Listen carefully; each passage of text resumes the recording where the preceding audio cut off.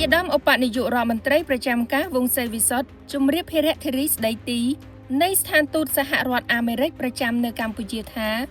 កម្ពុជាតែងតែប្រកាន់ខ្ជាប់នូវគោលការណ៍លើកកម្ពស់សន្តិភាពក្នុងឱកាសទទួលជួបពិភាក្សាការងារជាមួយលោកជំទាវ Bridget Walker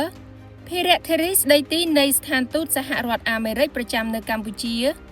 នាព្រឹកថ្ងៃទី3ខែមិនិនាឆ្នាំ2026ឯកឧត្តមវង្សសេវិសុទ្ធឧបនាយករដ្ឋមន្ត្រីប្រចាំការរដ្ឋមន្ត្រីទទួលបន្ទុកទីស្តីការគណៈរដ្ឋមន្ត្រីបានគូសរំលេចអំពីភាពរីកចម្រើននៃទំនាក់ទំនងនិងកិច្ចសហប្រតិបត្តិការរវាងប្រទេសកម្ពុជានិងសហរដ្ឋអាមេរិកពិសេសតួនាទីដ៏សំខាន់របស់សហរដ្ឋអាមេរិកក្រោមការដឹកនាំរបស់ឯកឧត្តមប្រធានាធិបតី Donald J. Trump ដែលបានចូលរួមសម្របសម្រួលរហូតសម្រេចបាននូវកិច្ចព្រមព្រៀងសន្តិភាព Peace Deal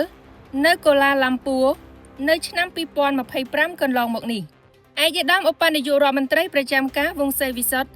បានបន្តថារាជរដ្ឋាភិបាលកម្ពុជាក្រោមការដឹកនាំប្រកបដោយចក្ខុវិស័យវែងឆ្ងាយរបស់សម្ដេចធិបតីហ៊ុនម៉ាណែតប្រកាន់ខ្ជាប់នូវគោលការណ៍លើកកម្ពស់សន្តិភាពព្រមទាំងការខិតខំប្រឹងប្រែងស្វែងរកនិងរក្សាឲ្យបាននូវភាពជាមិត្តជាមួយប្រទេសក្នុងតំបន់និងសកលជាពិសេសជាមួយប្រទេសជិតខាងប្រកបដោយសន្តិភាពហើយឯកឧត្តមក៏បានគូបញ្ជាក់ថាការចូលរួមជាមួយសមាជិកស្ថាបនិកនៃក្រុមប្រឹក្សាសន្តិភាព The Board of Peace គឺជាសក្ខីភាពមួយយ៉ាងប្រចាំអំពីការបដិញ្ញារបស់កម្ពុជាក្នុងការលើកកម្ពស់សន្តិភាព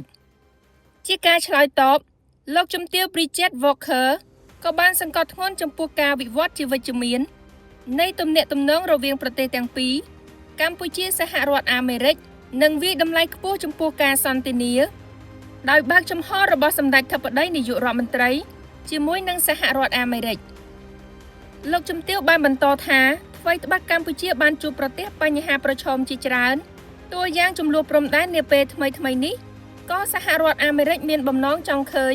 ទំនាក់ទំនងទ្វេភាគីបន្តរីកចម្រើនទាំងវិស័យសេដ្ឋកិច្ចពាណិជ្ជកម្មសន្តិសុខនិងភាពជាដៃគូក្នុងកិច្ចពិភាក្សាអំពីបញ្ហាតំបន់ផងដែរ។